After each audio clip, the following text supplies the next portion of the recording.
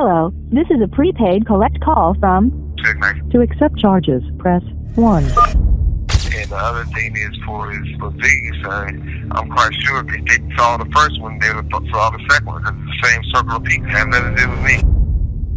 In multiple prison interviews since being incarcerated, Suge Knight, while speaking on the murder case of Biggie Smalls, has claimed that if the first case was solved, being the death of Tupac, then the second case, being Biggie, would also be solved, as according to him, it was the same group of people. This was in its claims of rogue cops of the Rampart scandal allegedly being involved. The LAPD Rampart scandal was one of the worst cases of police corruption in United States history. Former LA detective Russell Paul, who was the first person to investigate the Biggie case, filed police reports which claimed cops from the Rampart scandal worked security for Suge Knight's record label Death Row Records. Before Russell Paul dropped dead in the LA County Sheriff's Office in 2015, he wanted to apologize to Suge Knight for initially accusing him of orchestrating the hit. In this video, we're going to take a look into Suge Knight's claims during his prison interviews about the death of Biggie Smalls. Biggie Smalls was a rapper from Bed-Stuy, Brooklyn who started rapping in the streets before releasing a demo in the early 1990s. The demo was picked up by Unsigned Hype, being featured in a Source magazine, which Sean Puffy Combs was involved in. Puffy signed him at the age of 19 to his label Bad Boy Records, and he released his first studio album, Ready to Die, in 1994. Biggie was friends with artist Tupac Shakur during his time, where Tupac showed him how to arrange songs and how to market them towards females for more radio play and exposure. Their friendship soon took a dark turn by November 1994. After Biggie released Ready to Die, he was in Quad Recording Studios in Manhattan, New York on November 30th, 1994, while hosting his group Junior Mafia's first ever session for Players Anthem. Puffy's bodyguard Eugene Dill revealed that Puffy was also at the studio separately from Biggie in a different room with music promoter and convicted drug trafficker Jimmy Henchman. Jimmy Henchman sent Tupac a message through his pager telling him to show up to the studio for a $7,000 offer for a feature verse. When Tupac arrived at the studio, he was shot 5 times with bullets being lodged in the back of his skull. Tupac believed it to be a setup due to comments Tupac made on the news concerning people connected to Jimmy Henchman, who was involved in a criminal case with Tupac. Tupac after this grew animosity towards Puffy and Biggie, as he believed they may have knew something was about to happen to him and didn't warn him. Biggie soon after released Who Shot Ya, which some people came to believe it was aimed at Tupac, and whether it was or not, it added fuel to the fire. The day after being shot 4 times, Tupac was sentenced to 4.5 years in prison, and he began to hear New York rappers dissing him on the radio. Puffy had another relationship turned sour, being with Suge Knight. Suge Knight was the owner of highly successful West Coast label Death Row Records. Suge Knight and Puff Daddy used to hang out with each other when they were in the same area. Puff Daddy asked Suge Knight on how to deal with the FBI, as they were both under surveillance. This relationship soon took a dark turn. The Source magazine held its 2nd annual awards ceremony at Madison Square Garden in New York City on August 3rd, 1995. While receiving an award, Suge Knight gave a shout out to Tupac, who was in prison, and then went on to diss Puff Daddy, hinting that Biggie should sign to Death Row. Any artist out there want to be an artist and want to stay a star, and don't want to have to worry about the executive producer trying to be all in the videos, all on the record, dancing, come to Death Row. I never had a problem with Biggie. In reality, my plan was to bring him to Death Row. Snoop Dogg, who was signed to Death Row, then had an outburst towards the New York audience, and Puffy responded to the diss. The incident caused tension between New York and Los Angeles, and Bad Boy and Death Row Records. Death Row group The Dog Pound, along with Snoop Dogg, had their trailer shot up in New York a month later on September 17, 1995, while they were filming a music video, and Biggie went on the radio announcing that they were there, with the gunshots happening after. Therefore, Biggie set them up to get shot due to the ongoing animosity between Bad Boy and Death Row Records. Suge Knight, just 6 days after this, went to a birthday party in Atlanta, which Puffy also went to. Suge Knight's friend and Blood gang member Jake Robles was shot at the party and died a week later in hospital. Kirk Burroughs, the former president of Bad Boy Records, claimed in a federal lawsuit that Puffy authorized the 1995 murder of Jake Robles, a close friend of Suge Knight and member of the M.O.B. Pyru Bloods. And I think Jake's thing was more of a setup job. In the following month of October 1995, Suge Knight bailed out Tupac out of prison to make music for Death Row Records. Suge Knight and Tupac now both had a history with Bad Boy Records, which was a deadly combination waiting to happen. Death Row held a Christmas party in the Hollywood Hills in December of 1995, where Suge Knight and Tupac, along with others, locked music promoter Mark Anthony Bell inside one of the rooms and beat him with champagne bottles after he refused to give up the address of Puffy's family members in Los Angeles. Word got back to Puffy, and he was now apparently very scared of Suge Knight and enforced some gang security while in Los Angeles. Puffy had already made an alliance with the Southside Compton Crips in the early 90s, who were the rivals of Suge Knight's M.O.B. Pyru Compton Bloods. Puffy would give the Southside Compton Crips tickets to his shows in Los Angeles to protect himself from the Bloods. One of these Southside Crips was a shot caller by the name of p.diddy, who was the uncle to fellow Southside Crip Orlando Anderson. After the incident with the champagne bottles in December of 1995, Puffy performed at a concert in Anaheim, California, where the Southside Crips were given tickets to show up. p.diddy claims that afterwards, Puffy had taken him and the Southside Crips to a hotel room, where Puffy allegedly made claims about how better life would be if Tupac and Suge Knight were gone.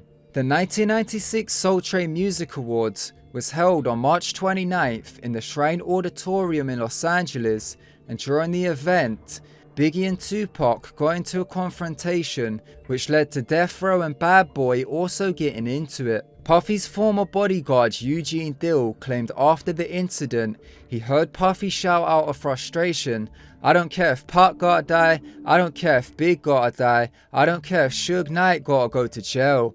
Orlando Anderson was involved in a chain snatching incident in the following month of April 1996, where he tried to snatch the Death Row chain off of the neck of Suge Knight's associate and M.O.B. Blood Trayvon Lane. Puffy's name was attached to a rumor in the streets of Los Angeles that at the time he would give $10,000 for a Death Row chain, but it was only a rumor.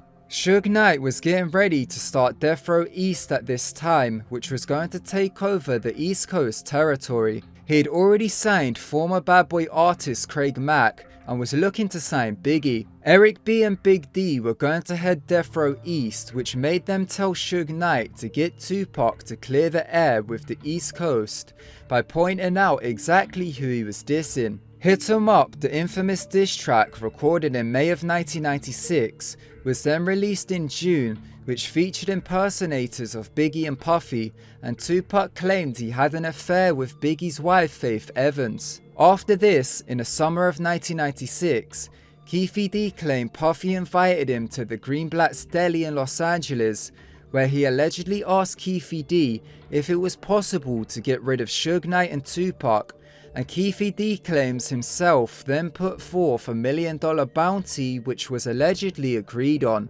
Suge Knight and Tupac were shot at in a drive-by shooting while on the Las Vegas Strip in September of 1996. 3 days after promoting Death Row East on the streets of New York while attending the MTV Awards, Suge Knight and Tupac traveled to Las Vegas for several reasons. Tupac had to perform at Club 662 as part of community service, as just 2 weeks before the trip, he was sentenced to it, where to avoid jail time, he would have to perform community service as part of a benefit gig for a Metro police officer at Club 662. Death Row's head of security, former Compton cop Reggie Wright Jr., had several police officers supplying security for the event. Tupac's bodyguards Frank Alexander and Michael Moore have gone on record claiming that the morning of that day, Reggie Wright Jr. held a meeting at the house of the attorney for the club where he told the security not to carry their weapons. Reggie Wright Jr. has defended these claims by saying that he told them not to carry their weapons while at the club due to the high-profile event it was set to be. However, since Michael Moore refused to surrender his weapon, he removed him from Tupac and made him stay at the club. Suge Knight was encouraged to bring celebrities to the club due to the charitable event taking place to spread awareness. Mike Tyson was supposed to appear at the club, who was also having a boxing match that night at the MGM Grand, which Suge Knight and Tupac went to watch.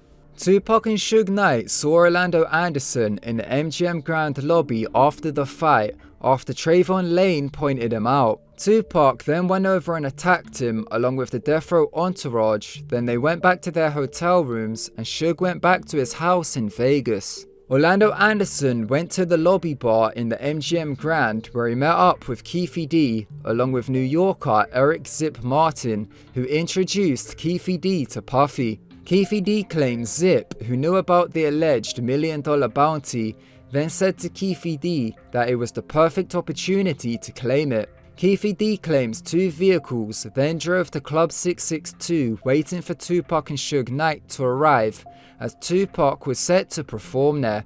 After it took a while for them to arrive, p.diddy claims him, along with Southside Crips, Orlando Anderson, Terrence Brown, and DeAndre Smith, got into a white Cadillac rented by Terrence Brown's mother-in-law, where they eventually found Suge Knight and Tupac within a BMW on the Las Vegas Strip. p.diddy claimed he gave a Glock to Orlando Anderson, who fired it into the BMW, hitting Tupac 4 times and leaving Suge Knight with injuries to the head and chest. 6 days after the shooting, Tupac died in hospital after his mother took him off of life support. Following the shooting, the New Yorkers who were at the restaurant with p.diddy called Eugene Dill, being Puffy's bodyguard, to tell him what went down in Las Vegas. The day after the shooting, p.diddy and the Southside Crips returned to Los Angeles. While there, Zip called him and asked him to meet at a restaurant. p.diddy claimed Puffy called Zip and asked, "Was that us?" and Zip told him it was. He also claimed that Biggie Small's wife, Faith Evans, called Zip too and asked was it them that done it. Eugene Dill, being Puffy's bodyguard, claimed he saw the $1 million check which was given to Jimmy Henchman, who was with Puffy the very first time Tupac got shot, being in New York in 1994. Eugene Dill claimed the check was disguised under a payment to Blackground Records, which was given to Jimmy Henchman, then given to Zip, with the intention of it going to the Southside Crips, but 6 weeks passed and p.diddy got no response from Zip. An FBI investigation claimed that Zip used the money to buy a nightclub. Suge Knight, in a prison interview, claimed Orlando Anderson was not the shooter and something else went down entirely, with it being connected to the murder of Biggie Smalls 6 months later. Man, the sad thing about it, Orlando wasn't even the shooter, you know?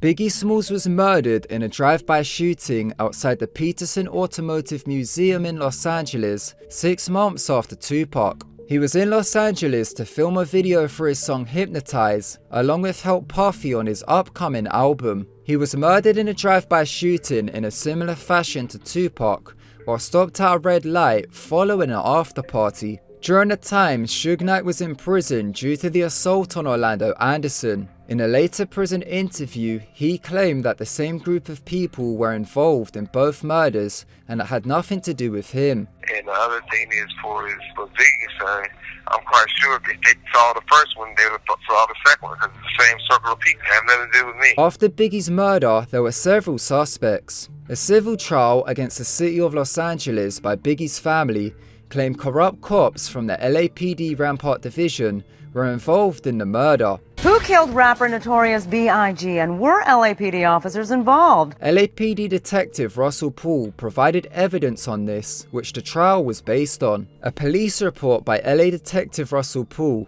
claimed police from the LAPD Rampart Division were working security for Death Row Records. Suge was implicated, and to some degree, Reggie Wright Jr. was too, because all these cops, they're working for Suge and Death Row, but Reggie was the one hiring. Some of the cops associated to the label, according to findings by LA detective Russell Poole, were David Mack, Rafael Perez, and Kevin Gaines. Suge Knight, during a prison interview, claimed he didn't know any of the cops, and claimed it was former Compton cop Reggie Wright Jr. who knew them. The police officer, David Mack. Never worked for me. At all, never. I never had a conversation with none of those dudes. Never met those dudes. They never worked for me. They knew Reggie Wright. They didn't know me. A man by the name of Kenneth b.i.g was arrested for a robbery and afterwards testified during the Rampart scandal. He claimed to have been a cellmate of Rafael Perez. Rafael Perez was a LAPD officer and main person involved in the Rampart scandal. Kenneth b.i.g claimed Rafael Perez allegedly told him on the night Biggie Smalls was killed, Rafael Perez was at the museum providing security for Death Row Records along with David Mack. In his testimony, Kenneth claimed Rafael Perez told him that there was an alleged hit on both Sean Puffy Combs and Christopher Biggie Smalls Wallace, with the bounty being $1 million. Allegedly, $250,000 was to be paid up front and $750,000 afterwards. Kenneth's testimony claimed that $750,000 wasn't forked over, as the hit was allegedly for two people. David Mack robbed the Bank of America on November 6, 1997, where he stole $722,000, which still remains unaccounted for. David Mack used 2 vacation days off while working as LAPD. These were on a day of Biggie's murder and a day of the bank robbery. When the police searched David Mack's home for the bank robbery, they found a black SS Chevy Impala matching the description of the shooter's vehicle in the murder of Biggie Smalls, and they also found bullets which matched the rare type, with these bullets being buried under the floorboards of his house. Russell Poole was ready to make an arrest based on this evidence. However, LAPD Chief Bernard Parks told him to stand down, then photos surfaced of Bernard Parks' daughter with Rafael Perez. In 2006, former LAPD cop Greg Kading was tasked with solving the Biggie Smalls murder, so the wrongful death lawsuit of $400 million against the city of Los Angeles could be dismissed. Greg Kading claimed while Suge Knight was in jail in 1997, he ordered Wardell Faust, a Pyru Blood and a known killer, to take out Biggie Smalls. Greg Kading was the same cop who made Keefe D claim Orlando Anderson was the shooter in the Tupac case, after he offered him immunity from a separate crime he was involved in. In this video, we took a look into the murder case of Biggie Smalls and some of the comments Suge Knight had to say about it during prison interviews. He claimed the same group of people were involved in both the Tupac and Biggie case, with Orlando Anderson not being the shooter of Tupac, meaning according to Suge Knight, something else took place. I've done a separate video on these claims specifically about the Tupac case, which will be listed at the end of the video. Let me know what your thoughts are on all this in the comment section below. Thank you so much for watching. If you enjoyed the video, smash the thumbs up button. Also, don't forget to subscribe and press the bell button so you can get all the future notifications for when I upload. Once again, thank you so much for watching, and until next time, goodbye.